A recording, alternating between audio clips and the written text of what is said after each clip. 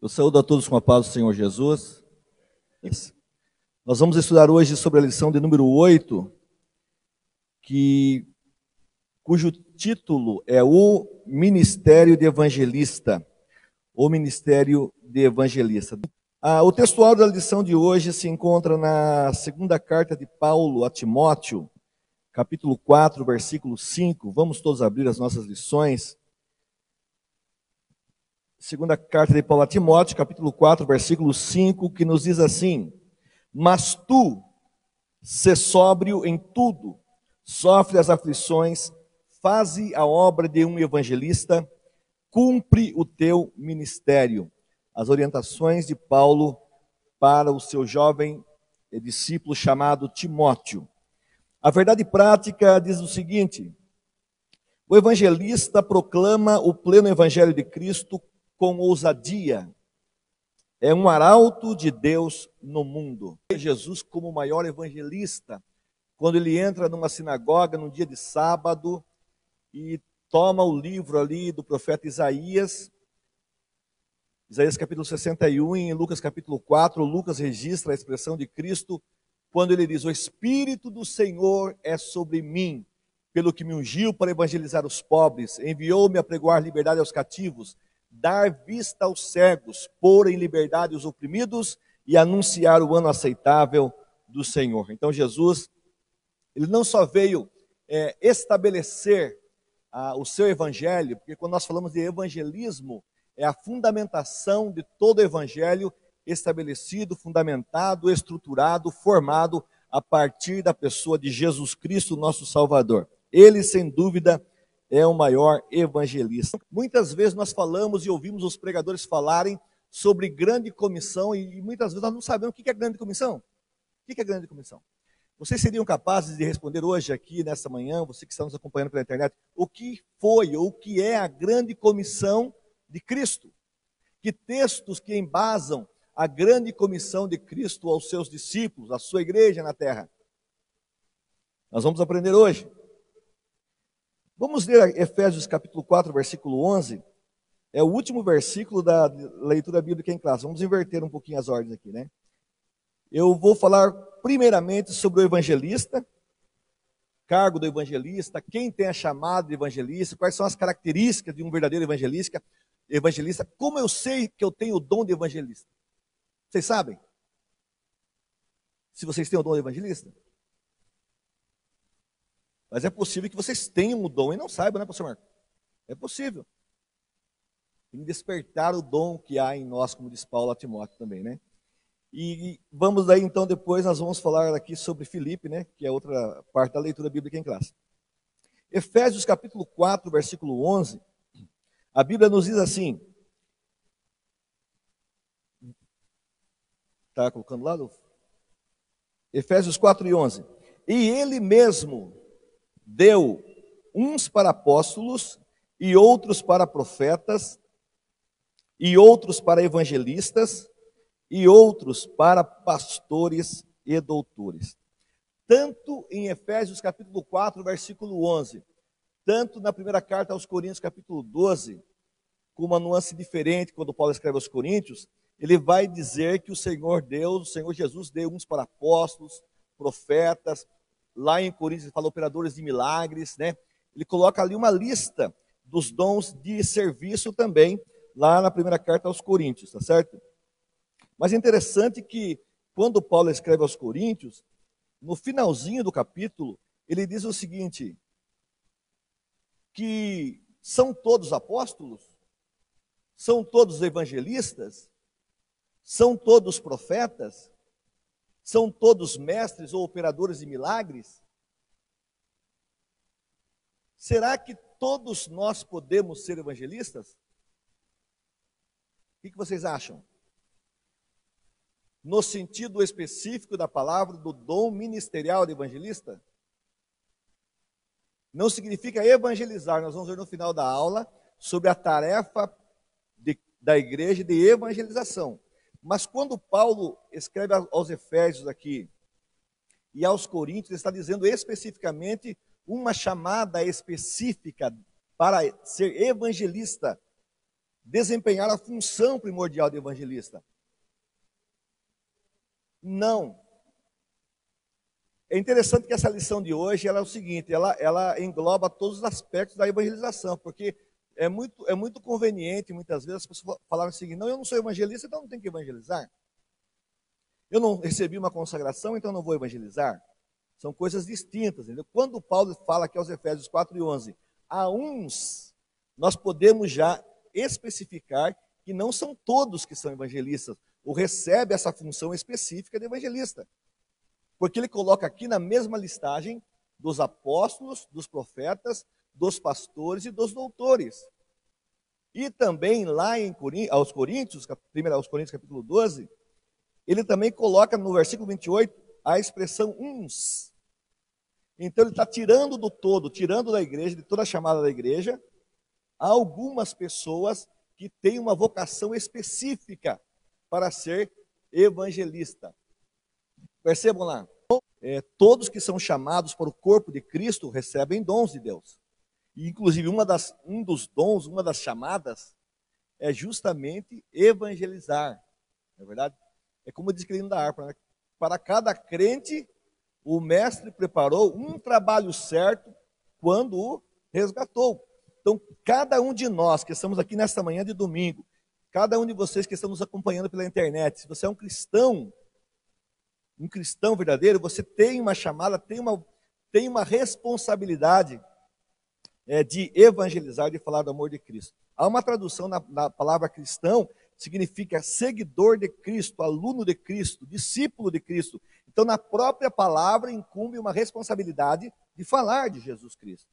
Tá, pois bem, mas aqui em Efésios 4:11 e 1 Coríntios capítulo 12, versículos 27 e 29, Paulo está dizendo, inspirado por Deus, que o Senhor Jesus deu ou escolheu umas pessoas especificamente para serem evangelistas. Nem todos são mestres, nem todos são apóstolos, ele diz, nem todos são operadores de milagre. Mas tudo visa o quê? Tanto os dons espirituais, como os dons ministeriais, ou também chamados dons de serviço, têm um objetivo, que é o aperfeiçoamento da igreja, o crescimento da igreja. E aqui, se nós fôssemos ler aqui, não vamos ler agora, que não dá tempo, mas se você for ler depois a sequência do versículo 11 de Efésios capítulo 4, Paulo diz o seguinte: tudo está visando o crescimento, aperfeiçoamento em graça, fé e poder e conhecimento, até que todos nós cheguemos à unidade da fé e do pleno conhecimento do Filho de Deus, a perfeita varonilidade, à medida da estatura da plenitude de Cristo. Por que nós precisamos crescer, irmãos? Aqui em Efésios capítulo 4, é interessante fazer uma abordagem já, antes que eu me esqueça. O pastor Ozzy, quando ministrou aqui sobre dons espirituais, que foram os dons de elocução, ele trouxe aqui uma definição dessa palavra dom. No que diz respeito aos dons espirituais, que é aquele estado de graça, aquele momento de graça, né? É o carisma, ou charisma, como alguns dizem, da língua grega, que é aquele dom que ele é manifestado quando a pessoa está envolvida no estado de graça. Agora, preste bem atenção, isso é importante vocês anotarem, quem gosta de anotar. Quando se fala dons de serviço, aqui em capítulo 4 de Efésios, e fala desse dom ministerial aqui, já não é esse carisma. É interessante que o dicionário bíblico Vine, ele traz pelo menos 7 expressões na língua grega que fala sobre dom. Dependendo onde está essa palavra dom no Novo Testamento, tem uma conotação, tem uma explicação. E quando se fala aqui em dons de serviço, a palavra dom, ela é doma no grego, que dá mais ênfase ao caráter específico e concreto do dom, daquela vocação que a pessoa tem, do que especificamente no sentido do estado de graça. Quando a pessoa vai exercer um dom ministerial, por exemplo, o evangelista, né? Ele tem que estar cheio do Espírito Santo? Tem que ter o Espírito Santo? Sim. Ele precisa ter o Espírito Santo. Mas quando essa palavra dom aqui, em Efésios 4, é uma outra conotação. Tanto que, nós vamos ver daqui a pouquinho, na missão dos 70, que quando os 70 foram enviados de dois em dois, em Lucas capítulo 10, eles nem eram batizados com o Espírito Santo, mas eles tinham o Espírito Santo. E nós nos lembramos, até eu me lembrei do pastor Soares, agora aqui, né? Que quando a primeira lição de discipulado, lembra, Soares? Soares já é mais aula, nós fazíamos aqui na casa da minha mãe ainda, né? A lição de discipulado, quando se trata da palavra, da questão da evangelização, o primeiro atributo, a primeira característica de quem quer evangelizar, ele ter convicção da sua própria salvação. Aí, então, ele pode evangelizar já. Tá? Então, aqui em Efésios 4 e 1 Coríntios 12, ou pelo menos em Efésios capítulo 4, essa palavra dom, ela tem uma outra conotação. E por que nós precisamos crescer, como eu disse? Para que não sejamos crianças, como diz Paulo, né? Não sejamos meninos, qualquer doutrina nos leva para lá, nos leva para cá. Então é importante, gente, esses dons ministeriais na igreja, a igreja está sendo beneficiada, se ele está sendo exercido com ênfase, se ele está sendo exercido corretamente, não tem como, não tem um porquê a igreja não crescer. Eu fui consagrado ao diaconato pelo pastor Cumpiano, no mesmo dia que o pastor Carlinhos foi ao presbitério, pastor Carlinhos, lembra? 7 de setembro de 90, não sei quantos. Faz tempo. Irmãos, aí eu dirigi a congregação do Cerrado. Mais ou menos uns 2, 3 meses antes da minha consagração ao presbitério, eu não tinha condição de dirigir a igreja, que eu saía às 7 horas do serviço do fórum, que o meu horário era 7 horas definitivo, e eu ia dirigir o culto lá ainda, durante a semana. Chegou um momento, no ano de 2000, ano 2000, e não tive condições mais. Aí quando ia ter uma festividade na igreja, onde era comum a consagração dos obreiros. Aí alguém falou para mim assim, você é doido? Agora que vai ter consagração ao presbitério de verdade, que você não vai ser autorizado mais, você vai voltar a ser diácono, é tanta experiência que te lembra, né, quando vai se dar essas lições, né? Eu falei, se Deus tem uma chamada na minha vida, não importa se está dirigindo congregação, não importa. Porque o que a gente sempre se fala, né? Você tem que ser, por exemplo, depois ter o reconhecimento, não é verdade? E naquela consagração, não sei se o pastor Marco e o pastor Oswaldo se lembram, o pastor Natanael, na reunião de obreiro, eu me lembro bem da expressão dele. Ele falou o seguinte, ele ministrando a palavra, tá? Daí chegou na hora da consagração. Ele falou assim, Deus sabe a intenção com que cada um dos obreiros aqui arrasta uma cadeira na igreja. Usou essa expressão. Porque, irmãos, muitas vezes nós não fazemos nada porque estamos preocupados com a opinião dos outros. Então você não vai fazer nada na igreja. Está entendendo? Porque se você pautar a sua vida de ministério, de serviço na casa de Deus, ao que os outros vão achar ou deixar de achar, você não vai fazer nada.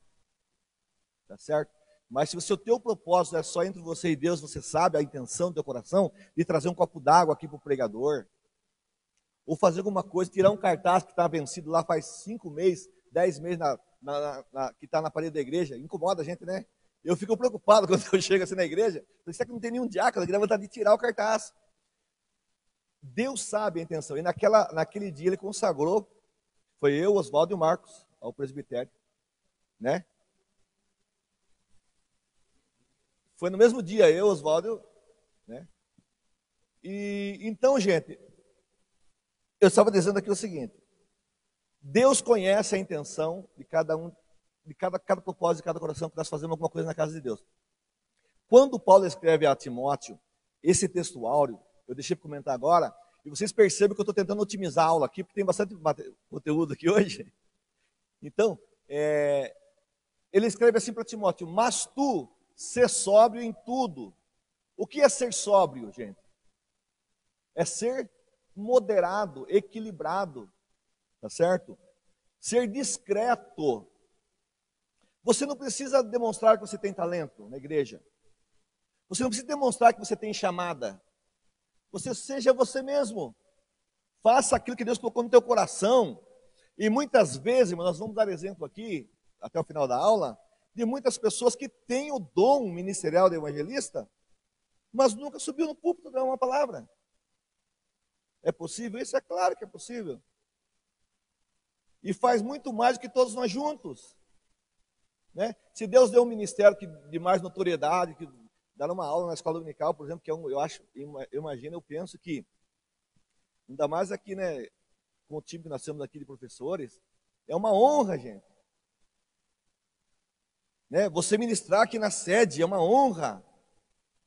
Mas o que importa é você fazer de acordo com aquilo que Deus colocou no teu coração, com esse fervor, com esse desejo, com essa vontade, com essa entrega, com a mesma entrega que você fala de Jesus para alguém lá na rua, lá no seu trabalho, lá na sua vizinhança. Vocês estão entendendo? Os evangelistas anônimos, nós temos pessoas notórias da história, mas temos anônimos também. Então, gente, esse assunto aqui ele é muito palpitante e muito envolvente, por quê?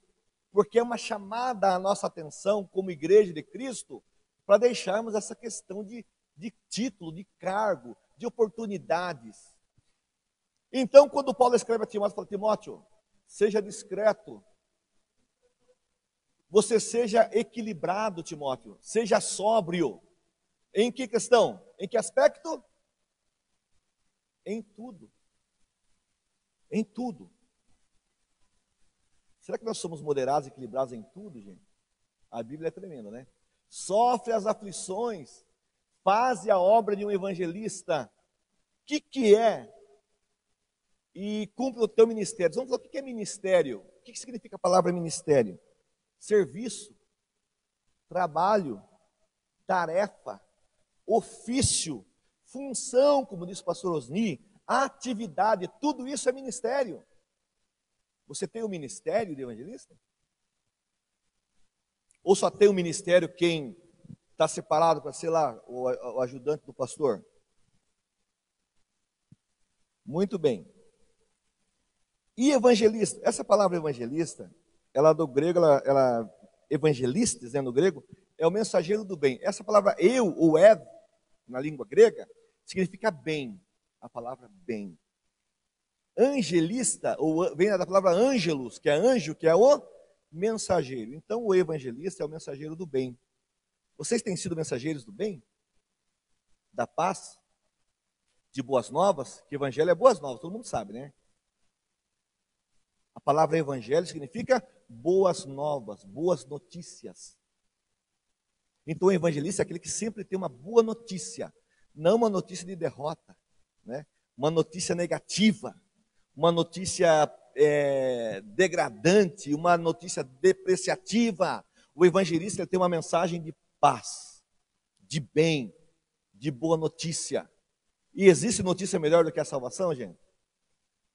Às vezes damos mais ênfase aos milagres, né? Do que propriamente a salvação, que é o maior milagre que existe. Eu achei uma definição interessante que, segundo o pastor Severino Pedro, existem 3 classes de evangelistas. Isso é importante para quem gosta de estudar sistematicamente. Existe o evangelista voluntário, o evangelista voluntário. Ele não precisa de um cargo para ele ser evangelista, não precisa de uma consagração para ser evangelista. A Bíblia diz em Atos capítulo 8, que por causa da perseguição em Jerusalém, os crentes saíram por todas as partes, o quê? Fazendo o quê? Anunciando Jesus, falando de Cristo. Então são os evangelistas voluntários. Quando Paulo escreve a Timóteo, aqui na segunda carta a Timóteo, capítulo 4, versículo 5, na classificação do pastor Severino Pedro, existe o evangelista autorizado. Porque Timóteo, ele não era evangelista. Ele era o quê? Ele era um pastor. Não é verdade? Timóteo não era pastor da igreja? Aí o que Paulo fala para Timóteo? No texto áureo, o que ele diz? Faze a obra de um evangelista. Ou seja, Timóteo, você é um pastor, você tem que evangelizar. Como o pastor Sérgio falou. Não é verdade? Você é um diácono, mas você pode ser um evangelista. Vamos falar daqui a pouco de Filipe. É um cooperador, mas pode ser um evangelista. Eu não sei pregar e não sei ensinar, mas sabe cantar? Pode ser um evangelista. Eu tenho dificuldade, eu sou tímido para falar, para cantar, para... Você pode escrever uma mensagem lá na internet, não é verdade? Tá certo? Então, existe o evangelista voluntário. Evangelista, eu falei? Tá bom? Depois existe o evangelista autorizado, que quando Paulo escreve a Timóteo, ele fala, faz a obra do evangelista. E existe o evangelista ordenado, tá certo? Qual que é o evangelista ordenado? É aquele que recebe uma ordenação, um reconhecimento daquilo que ele já faz. O evangelista ordenado, irmãos, segundo o padrão bíblico, ele tem que já, é apenas um reconhecimento. Ele já está evangelizando. Ele já tem aquele fervor espiritual de falar de Jesus. E aqui nós temos o exemplo de Filipe, porque Filipe, vamos agora para a leitura bíblica em classe da primeira parte, que é Atos 8, 26. Filipe, ele era o apóstolo ou era o diácono aqui, o evangelista? Irmã? Muito bem, irmã. O Filipe aqui de Atos capítulo 8, gente, para quem lê a Bíblia e estuda a Bíblia, sabe que era o diácono, né? Mas a gente não sabe isso ainda. Porque tinha um Filipe que era um discípulo também, apóstolo, né? Mas o Filipe, a Bíblia diz que ele era um diácono. E como é que eu sei isso? Porque depois, quando Lucas narra a Atos dos Apóstolos 21:8, ele narra que eles chegaram em Cesareia, na casa do evangelista chamado Filipe. E entre parênteses, que era um dos 7. 7 qual? Diáconos que estão lá em Atos capítulo 6. Entenderam? Então esse Filipe aqui, Sandro, que era o evangelista de Atos 8, era o diácono de Jerusalém. Certo? Foi o diácono. Tá? Que essa questão da Assembleia de Deus no Brasil, a ordenação do evangelista, é uma influência da igreja sueca. Porque na Suécia, eles tinham esse costume de ordenar um evangelista. Ou seja, dar esse título de evangelista, mas para quem? Isso há muito tempo atrás, né? E é interessante. A pessoa aceitava Jesus, por exemplo, tinha vontade de ser um pregador da palavra, servir no ministério, ajudar na igreja, falar de Jesus. Você quer fazer isso? Então, você vai fazer um curso bíblico com a gente aqui, a igreja sueca. Você vai fazer um curso bíblico, tá? De 6 semanas. E nesse curso bíblico, a pessoa chegava, fazia um curso bíblico de 6 semanas, interpretação bíblica, hermenêutica, né? Homilética, e mais conhecimentos fundamentais da Bíblia, para depois começar a pregar e evangelizar. Quando ele fazia o curso bíblico, esse curso bíblico informal na Suécia, que isso influenciou aqui a ordenação para o cargo de evangelista no Brasil. Fazia esse curso, cumpria certinho o papel, aí ele podia sair pregando então. Daí ele recebia um título de evangelista. E podia evangelizar. Eu já vi tema de festa, gente, de ciclo de oração. O tema é assim: o nosso Deus é já. O nosso Deus é já. Não sei qual de vocês dois falou sobre isso, pastor Dias, recentemente. Aí a festa era a seguinte: a ênfase da festividade era que com Deus é agora o negócio. A bênção é para hoje, para ontem. Um erro grosseiro de interpretação bíblica. Porque a palavra já, foi você que falou, Marcos, lembrei. A palavra já é uma abreviação da palavra Jeová, que significa único, existente. Então, quando o salmista fala o nome do Senhor é já, não significa que traz uma explicação, uma emanação de urgência. Não, é que ele é único, ele é autoexistente, ele é o Senhor dos senhores. É muito mais lindo ainda do que a palavra já na língua portuguesa, não é verdade? Então, gente, por isso as festividades dentro dos departamentos tem que se passar para o pastor para ver, né, pastor? O tema lá, se é aquilo, a ideia é aquela, né? Porque...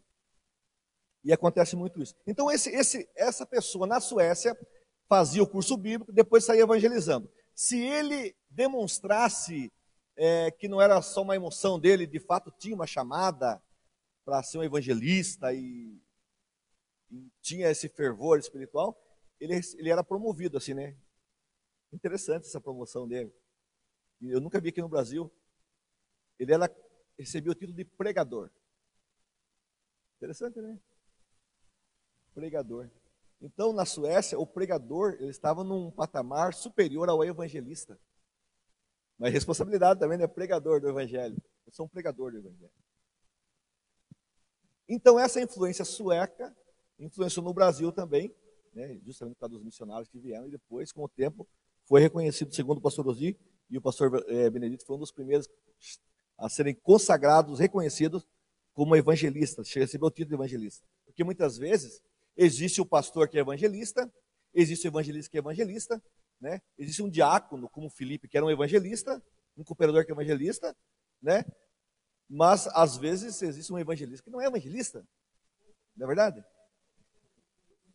Então, na década de 80, mais ou menos, foi que a Assembleia de Deus, o Ministério do Belém aqui, começou efetivamente e oficialmente a ter a consagração de evangelista, tá certo? Então, gente, a classificação do pastor Severino Pedro, existe o evangelista voluntário, todos pregando, evangelizando, né?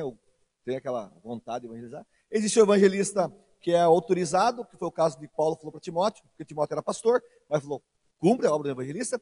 E existe o evangelista ordenado, com uma base bíblica, justamente na questão de Filipe, que era um diácono, nós vamos ver agora na leitura bíblica, mas depois ele foi reconhecido pela igreja como evangelista, tá certo? Atos capítulo 8, versículos 26 ao 35. E o anjo do Senhor falou a Filipe, dizendo, levanta-te e vai para a banda do sul, ao caminho que desce de Jerusalém para Gaza, que está deserto. 27. E levantou-se e foi, e eis que um homem etíope, eunuco, mordomo de Candace, rainha dos etíopes, o qual era superintendente de todos os seus tesouros, e tinha ido a Jerusalém para a adoração. Irmãos, a leitura bíblica em classe aqui, ela começa nos dizendo o seguinte, que o evangelista aqui, tendo como um paradigma, um exemplo de Filipe, é aquela pessoa sensível à voz de Deus. Nós não vamos ver o contexto anterior, mas vocês sabem que no início do capítulo 8 de Atos dos Apóstolos, com a perseguição que houve em Jerusalém, Filipe foi um dos que saíram e ele foi para uma cidade chamada Samaria. E a Bíblia diz que foi um avivamento tão grande lá, irmão João, que muita gente aceitava Jesus, muitos sinais, havia grande alegria na cidade, muitos coxos e paralíticos eram curados. E é uma expressão interessante lá que Filipe, ele falava de Jesus, né? Ele pregava a Cristo. Então, só que depois que ele estava em Samaria, que ele ouviu a voz do anjo do Senhor, que disse para ele, ó, já deu seu tempinho aqui, né? Agora você vai lá para o caminho deserto, né? Levanta e vai para a banda do sul, o caminho que desce de Jerusalém para Gaza, que está deserto. E o que ele fez? Então ele ouviu a voz de Deus. Ele foi sensível à voz de Deus. Uma das características do evangelista, ele é sensível à voz de Deus. E depois, ele obedeceu à voz de Deus. Ele tem que ser obediente e humilde também, né? Porque de uma cidade cheia de gente se convertendo, ele vai para pregar para uma pessoa só.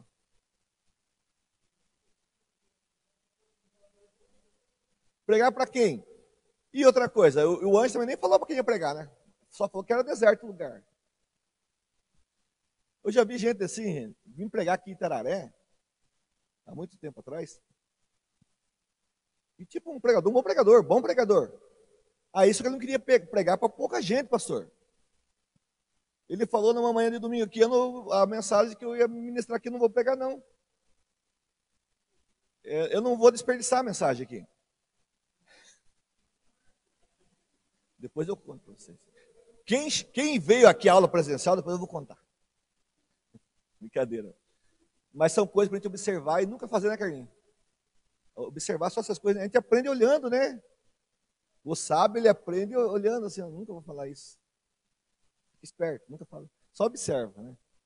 Então, gente, ele saiu de Samaria, foi para Gaza para pregar para uma pessoa. Então, ele é sensível à voz de Deus. ele é obediente e humilde. Uma vez eu recebi um telefonema domingo à tarde, que o pregador oficial da festividade de Jaguariúna tinha dado cano lá, não ia. Aí eu ligaram para ele assim, Genor, pelo amor de Deus, socorre nós aqui. Aqui, encerramento do congresso, que você tem que vir pregar aqui para nós. Eu não posso. Porque eu vou lá para o Bom Sucesso, já tenho um compromisso lá em Bom Sucesso. Na nossa igrejinha antiga lá em Bom Sucesso. Eu tenho que ter a minha palavra, gente. Porque pode ser que ninguém esteja sabendo e vendo, mas Deus está vendo. Né? E eu sei que nós somos para o Bom Sucesso, foi uma bênção. Jesus batizou muita gente com o Espírito Santo lá. Porque você tem que ter uma palavra, tem que ser honesto, né?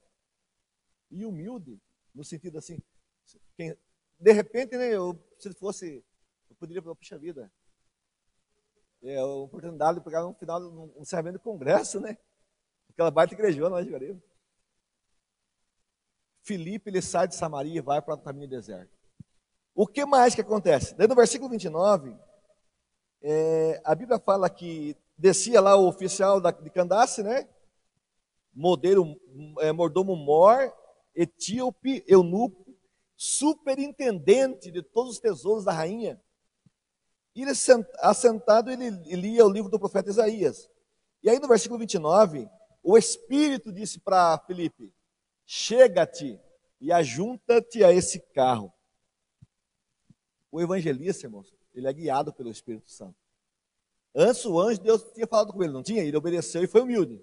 Agora ele é guiado pelo Espírito Santo, ele viu lá a carruagem e o Espírito Santo falou, chega lá, chega gente, é lá que eu quero você. E a Bíblia diz que ele obedeceu, mais uma vez obedeceu, chegou lá e ele percebeu que ali o oficial estava lendo o livro do profeta Isaías. E correndo, essa expressão aqui traz uma característica do evangelista também. É disposto ao chamado. Ah, o Senhor falou para mim, tem que ir lá então. Será que tem o dom de evangelista essa pessoa? Sai daqui, lá na vila, lá na estrada de Santa Cruz, lá na estrada do Cerrado. A Bíblia diz que ele ouviu a voz do Espírito e correndo, ele ajuntou-se ao carro. Não é verdade? O evangelista, irmãos, é sensível à voz de Deus, é obediente, humilde, é guiado pelo Espírito Santo, é disposto ao chamado, ele tem que ter disposição, ele tem que animar as pessoas. Como que uma pessoa desanimada vai chegar e vai animar as pessoas com um evangelho de boas novas, que são boas novas? Oh, irmão, Jesus é bom, sabia? Ele quer transformar a vida de vocês. Daqui a pouco o povo vai estar dormindo para ouvir a mensagem. Agora, o evangelista aqui chamado Filipe, versículo 31, põe lá para mim, por favor, Adolfo. Ele é sábio na abordagem, né? É no 30 que ele pergunta? Entende tu que lês? Volta o 30, por favor. 30. Ele é sábio na abordagem, o evangelista é sábio na abordagem. Ele vai abordar o oficial lá, ele nem sabia que era oficial, né? Da rainha. Você está entendendo o que você está lendo? Aqui nós já poderíamos falar, né, várias características, vou falar mais depois. Mas ele é sábio na abordagem. Irmãos, quantas vezes a pessoa tem uma oportunidade? Nós temos oportunidade no dia a dia. E esse governo, não, como é que está? Aqueles favoráveis e aqueles contrários, né? Aí o cristão que não é sábio, ele aproveita ou fala mal, ou fala bem para quem não gosta, ou fala mal para quem gosta. Né? E é uma oportunidade que você tem que falar de Jesus. Jesus é bom, não é verdade? O mensageiro do bem, que é o evangelista, falar do evangelho. Podemos estar em crise, mas Jesus nos fortalece, nos ajuda, nos sustenta cada dia. Entendes tu que lês? Foi sábio na abordagem. Daí que o oficial falou para ele, como que eu vou entender se não tem ninguém que me ensine? E é o que aconteceu? O próprio oficial teve a iniciativa de convidar Filipe para que subisse ao carro com ele. E a Bíblia diz que Filipe subiu. Pode mudar lá, por favor, 32. E o lugar, 32. E o lugar da escritura que o oficial estava lendo era esse aí, ó. Foi levado como ovelha para o matadouro e como está mudo o cordeiro diante do que o tosquia, assim não abriu a sua boca. Quem aqui nessa manhã sabe onde ele estava lendo Isaías? Levanta a mão. Com exceção dos professores, aqui, pastores, né? Quem sabe onde ele estava lendo? O oficial? Levanta a mão. Isaías. Não é capítulo, você sabe? Porque tem gente que quer evangelizar, mas nem conhece a Bíblia também. E aí o que acontece? Um dia teve uma pessoa aqui num culto aqui animado, uma festividade, acho que uma ceia. Aí um colega nosso, né, chegou e ele pensou assim, ele estava morando numa outra cidade, ele pensou, bom, se eu tiver uma oportunidade aqui hoje, vai ser legal, né, que tá cheio de gente na igreja.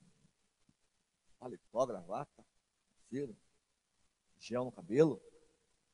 Aí ele falou para mim assim, que estava do lado dele, né, falou o seguinte, onde está escrito naquele texto lá de, porque Deus amou o mundo de tal maneira que deu seu filho unigênito. Onde que está escrito mesmo? Ele estava pensando, se ele tivesse uma oportunidade, ele ia falar o texto. Mas ele não sabia nem onde que estava o texto. Esse texto, todo mundo tem que saber, né, gente? Porque Deus amou o mundo de tal maneira. Então, são coisas que você vai estudando na lição, você vai lembrando, né? Tudo num contexto aqui da aula. Então, quando o eunuco fala, não tem ninguém para me ensinar, ele chega, e a Bíblia usa uma expressão aqui, que o eunuco estava lendo, Isaías 53 aqui, né? Para nós, o capítulo 53, que depois foi categorizado, né? E o eunuco perguntou para Filipe, eu rogo para você, de quem que o profeta está falando? Dele mesmo ou de alguma outra pessoa? Aí Filipe, que conhecia a Bíblia, né, pastor? A Bíblia fala, olha essa expressão aqui. Então Filipe, abrindo a boca, versículo 35, e começando nessa escritura. Aqui eu vejo, irmãos, a característica do evangelista que quer ser ordenado. Eu estou falando só do ordenado por enquanto aqui, né? Ele tem que ser preparado biblicamente. Porque ele começou em Isaías 53, ele foi falando, não está aqui na leitura bíblica da lição, mas se você for ver Atos dos Apóstolos 8, quando Filipe começa a falar sobre esse assunto, o versículo 35 fala assim, e começando nessa escritura, não está aqui, lhe anunciou o quê? Jesus. Vocês percebam que no comecinho do capítulo 8 de Atos dos Apóstolos, Filipe em Samaria, a Bíblia diz que ele anunciava o quê? A Cristo.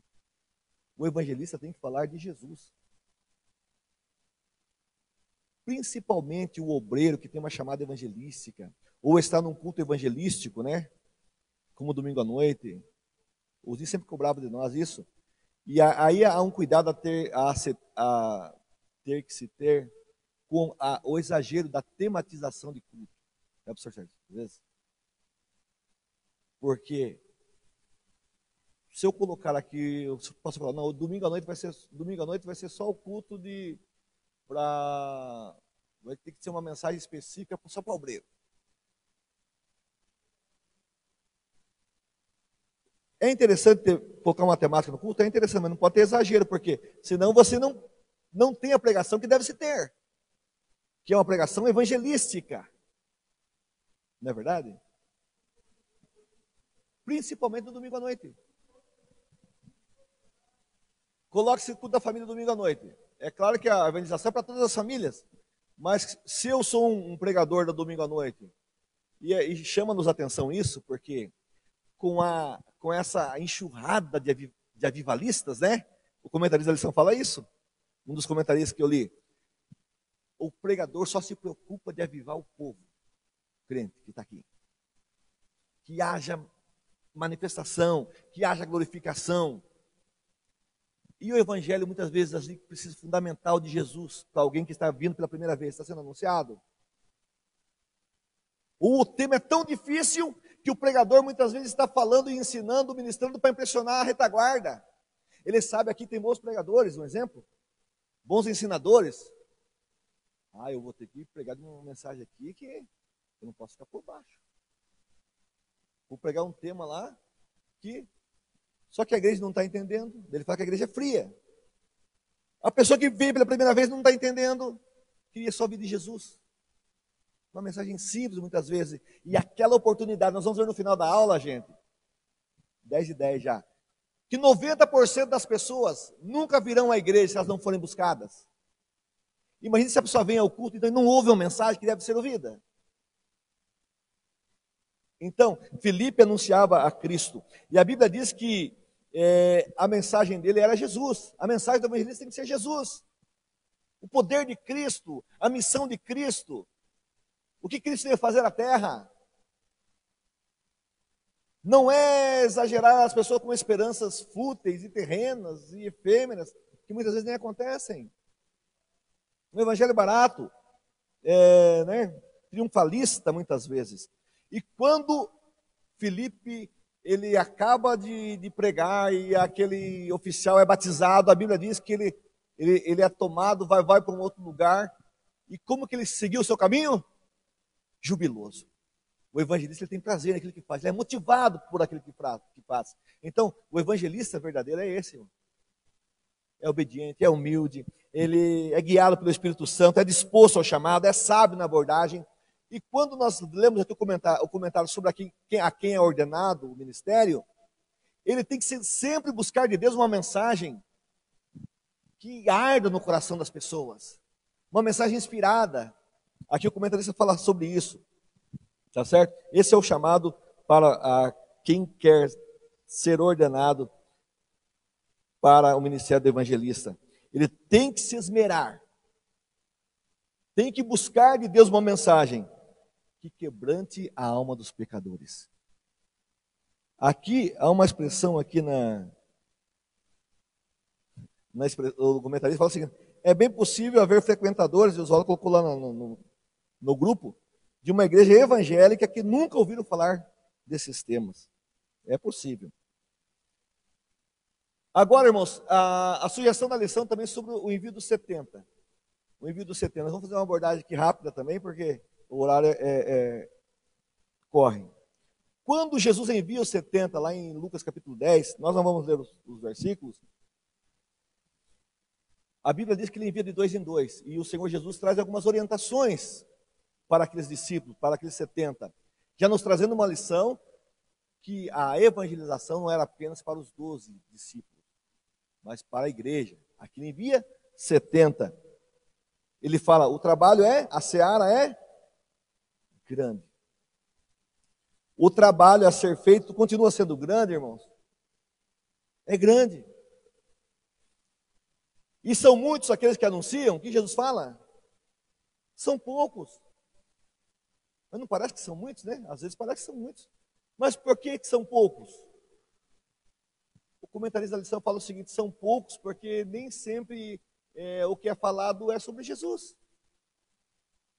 São poucos porque nem sempre as pessoas querem ir onde o Espírito Santo os orienta, como foi falado, onde são chamados.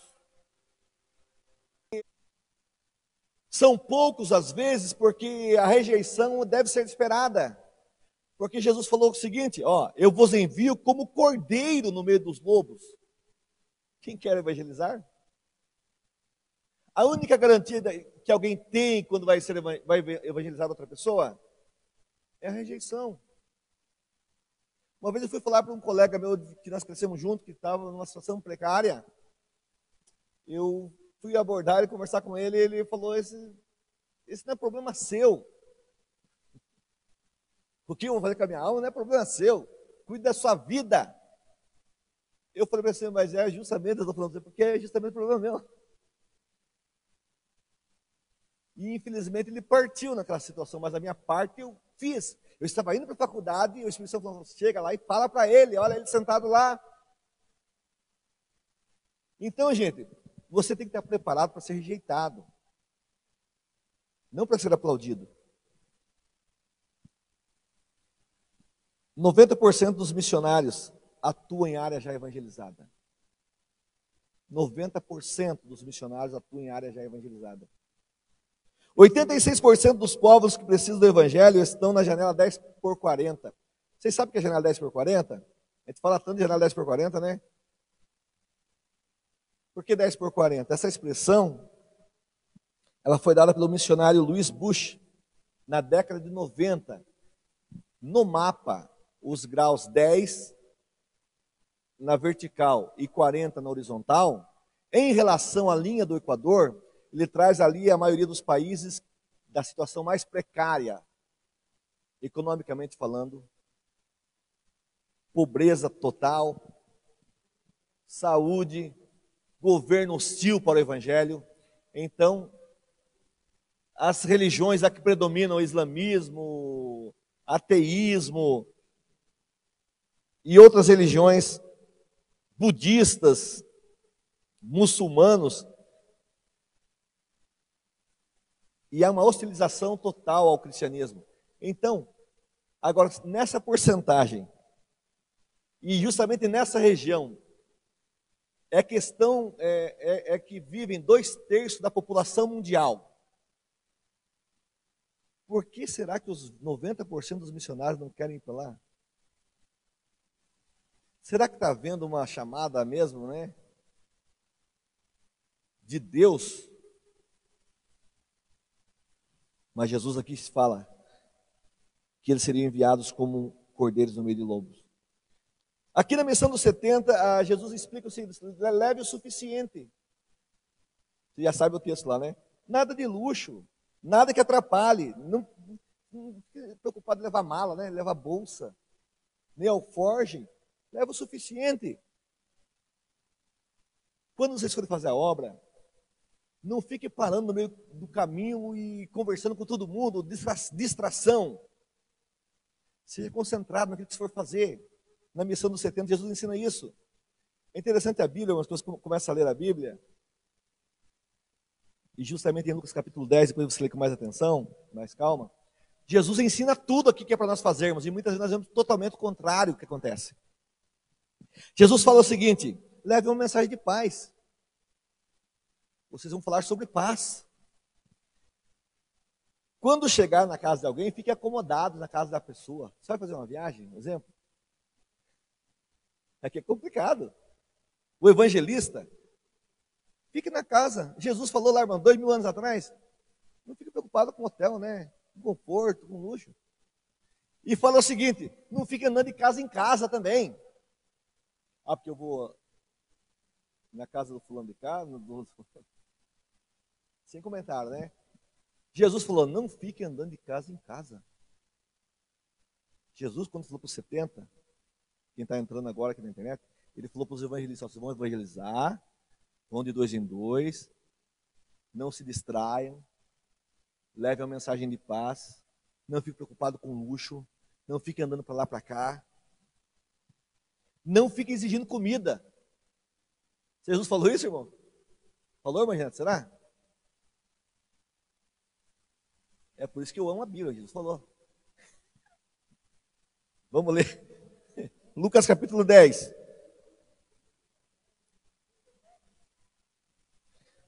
Aqui, ó. Ficai na mesma casa comendo e bebendo do que eles tiverem.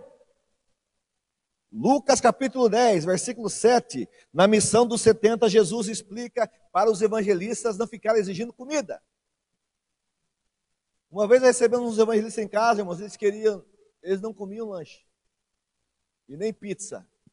Só almoço e janta. E não tomava refrigerante também, só suco de laranja na temperatura ambiente. A gente sabe, os Oswaldo também sabe. Mas, parece mentira, mas é verdade. Eu acho que nunca lê no capítulo 10 de Lucas. Irmãos, Jesus ensina então para terem sossego, não ficar exigindo.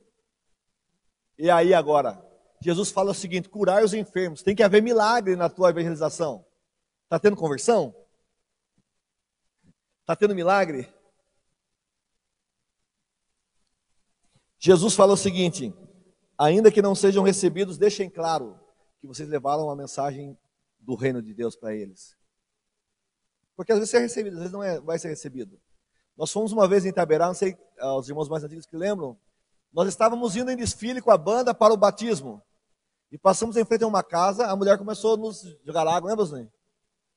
Começou a molhar, ela estava lavando a calçada, começou para a piazada da banda, como estava quente, Jacira, foi uma festa. E eles até aproveitaram um pouco da água do esguicho, mas aquela mulher estava afrontando a evangelização, a obra, mas a obra estava sendo feita. Então, mas se você quer hostilidade, Você sai evangelizar. Vai aos cultos ao ar livre, na praça, nas cruzadas evangelísticas. Lembrei aqui, pastor, quando nós fomos uma vez aqui embaixo, né? Com estilingue, estavam tirando pedra. Uma hora a pedra, o pastor estava pregando, bateu bem na quina do ferro do caminhão. Lembra, pastor? É. Então, gente, só que tem uma coisa também. E eu falo para vocês aqui nessa manhã, e eu sinto o Espírito Santo aqui. Quando nós evangelizamos, os sinais começam a acontecer. Almas começam a se quebrantar.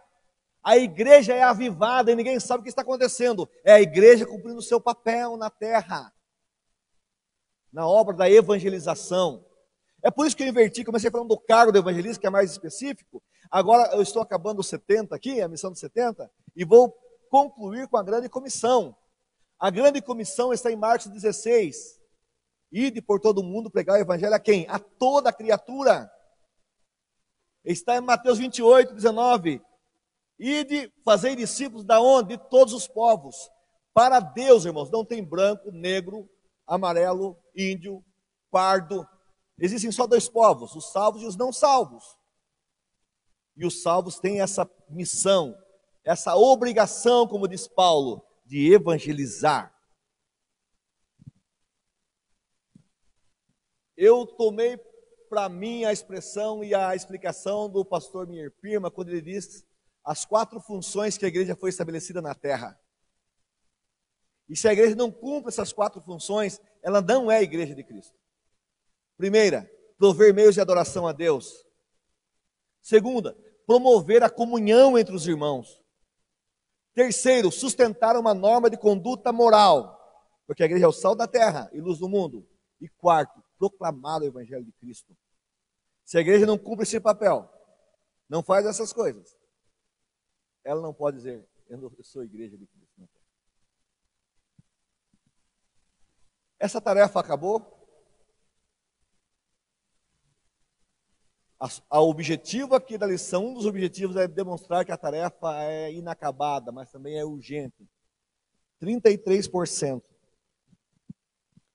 da população mundial é composta de cristãos, mas de todos os segmentos, de igreja. E o restante? Em pleno século 21. Alguns dados estatísticos que o autor da lição nos traz, comentarista, e também eu pesquisei. Na Europa, as igrejas estão sendo fechadas. Na Alemanha, recentemente, 340 igrejas foram fechadas. Em Portugal, quase 300 igrejas foram fechadas recentemente. A Holanda e a Inglaterra estão sendo considerados países pós-cristãos. Mais de 1.500 templos na Europa foram transformados em bares, mesquitas, restaurantes, bibliotecas, danceterias, cabarés. Lugares onde reunia o povo apinhado de gente para ouvir a palavra e serem cheios do Espírito Santo. Hoje são casas noturnas, porque o materialismo tomou conta. E esse materialismo começou na Europa, vai para os Estados Unidos, e está vindo para o nosso continente. As pessoas estão mais preocupadas com o futuro na terra do que com a obra da evangelização e futuro no céu. A Europa precisa ser reevangelizada. O evangelho tem sido visto como uma vida de sossego, de comodidade, e não como uma tarefa urgente da igreja em resgatar vidas. Esse evangelista chamado Reinhard Bonk é um alemão. Ele foi fundador de Cristo para todas as nações. Ele nasceu em 1940 e morreu aqui em 2019. Recentemente, morreu em 2019. Ele aplicou a sua obra evangelística mais especificamente na África. E aqui esse livro é interessante, que tem muitas fotos do trabalho evangelístico. Mas ele levava o evangelho, mas levava pão também. Levava o evangelho, mas levava comida. Levava o evangelho, mas levava remédio. É uma lição para nós. No tempo de ministério dele, teve uma ocasião que em apenas 6 dias de cruzada evangelística, 3.450.000 almas para Jesus. Em todo o tempo de ministério, nesse trabalho que ele fez, 75 milhões de conversões. Alguém já tinha ouvido falar sobre ele? Com exceção dos alunos aqui? Contemporâneo nosso, irmãos. Muita gente nem sabe quem é. Quem foi? Está aqui. Olha aqui, ó. Eu vou citar para vocês algumas frases dele que ele fala nesse livro aqui. Um evangelho que não é pregado não é evangelho de forma alguma. Nunca houve um avivamento sem um evangelismo agressivo. Às vezes queremos avivamento e não queremos evangelizar. Nunca vai ter. Uma das causas das igrejas estarem frias e mortas é justamente porque a igreja não está evangelizando. Eu me lembro que os últimos cultos, quando nós tínhamos equipe aqui na praça, irmãos, de culto mesmo, houve uma época que era animado. Nós subíamos e descíamos em desfile com a banda, mas os últimos cultos, praça pública, que era rotina semanal, eu cheguei a fazer culto com 3, 4 pessoas. 5, 6, porque as pessoas querem esperar 7 horas para vir um culto à noite, no conforto do templo. Ele fala o seguinte: a igreja é um bote salva-vidas e não um barco de prazeres. Não precisamos e nem queremos pessoas para nos entreter. Do capitão ao cozinheiro, todos são necessários no converso para salvar almas. É forte demais, né? Porque falamos em muitas missões transculturais. E ao nosso lado, pessoas morrendo. Aprendamos uma coisa. Jesus ele não enxergava as pessoas, ele via as pessoas. Mateus, o evangelista Mateus, no capítulo 9, ele fala que Jesus via as multidões e sentia compaixão por elas, porque ele via que elas estavam como ovelhas perdidas sem um pastor. Estavam aflitas. Jesus ensinava, mas também pregava. Ele continua dizendo: Cristo não morreu para dar às pessoas uma carreira, mas para salvar os perdidos. O Evangelho é um isqueiro e o Espírito Santo não é dado apenas para nos ajudar a pregar sermões eloquentes. É maravilha pregar sermão eloquente cheio do Espírito Santo, mas ele existe para incendiar os corações humanos. Aqui eu abro aspas e vou voltar daqui a pouquinho no Reinhard Bonk de novo, porque eu tenho anotado na minha Bíblia muitas coisas de Moody também, e Moody falava o seguinte: eu prefiro trabalhar um dia no poder do Espírito Santo do que 1000 dias sem o Espírito Santo. Ele falou uma vez: eu não conheço coisa melhor que a América precise do que homens e mulheres inflamadas pelo Espírito Santo.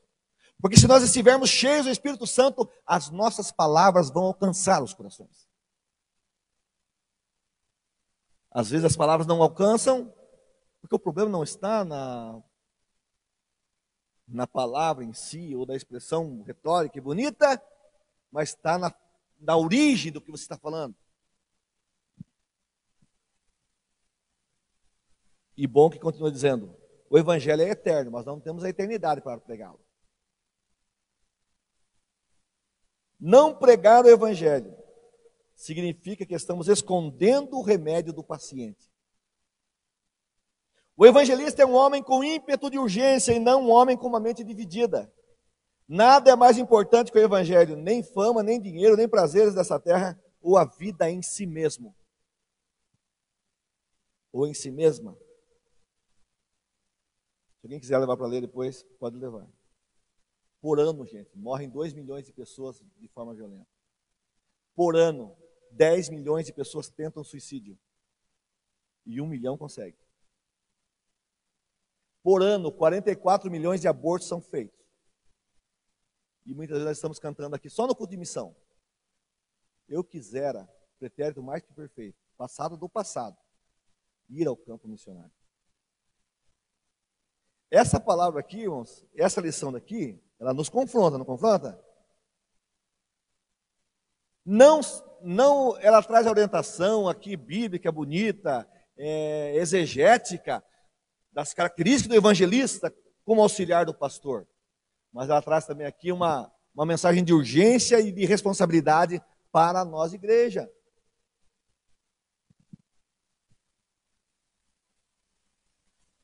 A lição nos fala o seguinte, eu estou indo encerrando, tá? Estou na última página aqui. Sobre alguns evangelistas proeminentes da história, né?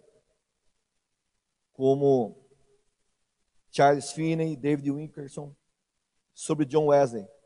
Eu tenho no meu celular assim várias biografias e eu ouço, né, quando estou caminhando, fazendo alguma coisa. E tem uma de John Wesley que eu ouvi essa semana, eu sempre estou ouvindo. John Wesley, com 5 anos, ele foi livrado do incêndio da sua casa, na Inglaterra. E a sua mãe, chamada Susana, ela entendeu que Deus tinha um propósito na vida dele. E assim como com ele, como os demais filhos, quando nessa idade de 5 anos, ela já ensinava todos os filhos, no total depois foram 19, se não me fala a memória. Ensinava o alfabeto, ensinava a leitura bíblica, culto devocional a todos os filhos. E ele foi crescendo, foi estudando, esforçado. Ele chegou a cursar a Universidade de Oxford, fluente no hebraico, latim, grego e francês, isso além do inglês. Homem extremamente intelectual, baixinho assim. Os baixinhos ficam felizes de ouvir, né? John Wesley era baixinho.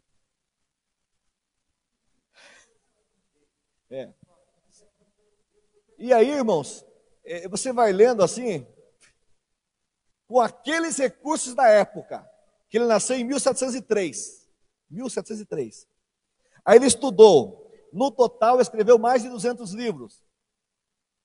Escreveu sobre gramática hebraica, latim, francês, filosofia natural e até livro de medicina ele fez. Escreveu. Acordava também cedo, 4 horas da manhã. Amava pregar ao ar livre. Interessante que ele se tornou dos precursores da igreja metodista, né, pastorzinho? Porque vem da metodista, porque por causa de ser sistemático. Se você não for sistemático e metódico, irmão, você nunca vai ler a Bíblia inteira, nunca vai fazer alguma coisa, nunca vai fazer um curso diferente, nunca vai fazer alguma coisa a mais, aprender alguma coisa a mais. Tem que ser metódico. E ele foi missionário entre os índios da Virgínia, juntamente com o seu irmão Charles, ou Carlos Wesley, escreveu mais de 50 inários. Chegava a pregar 3 vezes por dia, por ano pregava mais de 800 vezes. E interessante que ele voltou uma vez na cidade onde seu pai fora pastor, e o pastor da igreja nem deu oportunidade para ele, pastor. Ele já era conhecido, um pregador, bom pregador. E o pastor da igreja nem deu oportunidade para ele. Aquela sistematização da igreja da Inglaterra e aquela frieza espiritual levaram John Wesley a começar a pregar ao ar livre. E ele viajava. E ele dizia o seguinte: o mundo é minha paróquia. Ficou conhecido como cavaleiro de Deus, chegava a andar 7.000 quilômetros por ano. Com 70 anos de idade, pregava ao ar livre a um auditório de 30 mil pessoas e todos ouviam. Sem microfone. Ele faleceu com 88 anos de idade. E os seus biógrafos dizem o seguinte: que tudo que ele ganhava, dos livros que escrevia, do dinheiro que ele recebia, ele investia na obra da evangelização. E quando ele partiu, ele deixou 2 colheres, uma chaleira de prata, um casaco velho, mas muitas almas salvas em Jesus Cristo. Essas são pessoas que tiveram registro, como nós dissemos no início, mas existem os anônimos também, né? Como um senhor de pouco mais de 40 anos, que um dia estava na calçada de um hospital, triste, amargurado, porque um dos seus netos estava hospitalizado, e alguém chegou e trouxe um folheto para ele, dizia: não chores. E ele leu o folheto, se converteu, e se tornou um dos maiores evangelistas aqui do campo de Tararé, que é o pai do irmão Daniel. E uma vez nós fizemos uma homenagem para ele. Eu acho que uma das únicas vezes que eu vi ele subir no púlpito foi aquele dia, né, Manjanete? Lembra? Nós fizemos uma homenagem para ele aqui numa festa de missões, pastor. E ele ficou muito feliz. Mas quando ele se converteu, através daquele folheto, a importância de um folheto, irmãos, o Espírito Santo o induziu e o chamou para que a partir daquele dia ele entregasse folhetos. E ele começou mais de 40 anos de vida depois, que ele faleceu com 81, né, irmão Daniel? 84. Sempre trazendo folheto. Às vezes ele ia lá no fórum, nas rodas. Você tem que me ajudar a comprar os folhetos, estava ficando caro. A gente ajudava ele. Mas ele sempre E ele fez questão, irmãos, depois de muitos anos, ele descobriu o folheto que ele tinha se convertido, que tinha ainda, até aquela época. E ele comprou uma remessa daqueles folhetos, não chores. Ele me levou lá no fórum. Falei, esse folheto que eu me converti. E ele trabalhava com aquele folheto, ainda até pouco antes de partir. Importância da obra da evangelização pela igreja das multiformas, das diversas formas. Um folheto, um programa de rádio, né? Às vezes a gente está acompanhando o rádio aqui pela internet, que é mais fechado ainda, e pessoas da Bahia, Tocantins, Piauí acompanhando. Pela internet, esse dia eu entrei lá no Facebook, o Zé fazendo uma live, lá em Pedra Branca, né? À noite, 20 minutos ali de mensagem. Puxa vida, oportunidades todos nós temos. Basta queremos fazer a obra de Deus. Ah, não, o pastor não me chama nem para cantar, nem dar uma palavra, nem... Você pode evangelizar de qualquer forma. Faça igual o João Wesley, o mundo é minha paróquia, né? Hoje em dia, gente, gasta tanto tempo na internet, né? Só curtindo e descurtindo e opinando e desopinando. Você pode colocar uma mensagem lá de vida para as pessoas, que podem mudar as pessoas. Eu tenho um canal lá no YouTube, irmãos, tem pouquíssimas visualizações, mas um dia eu recebi um WhatsApp de uma moça, nem sei de onde que é. Ela disse assim no WhatsApp, o que eu faço? Eu estou perdida, já fui crente, andei longe dos caminhos do Senhor, estou longe dos caminhos do Senhor e sinto que para mim não tem mais jeito, porque eu saí muito da direção de Deus. Aí eu respondi a mensagem para ela, procure uma igreja, Assembleia de Deus, Jesus ainda te ama, e respondi ela, coisa que você nem imagina, né irmão Marco?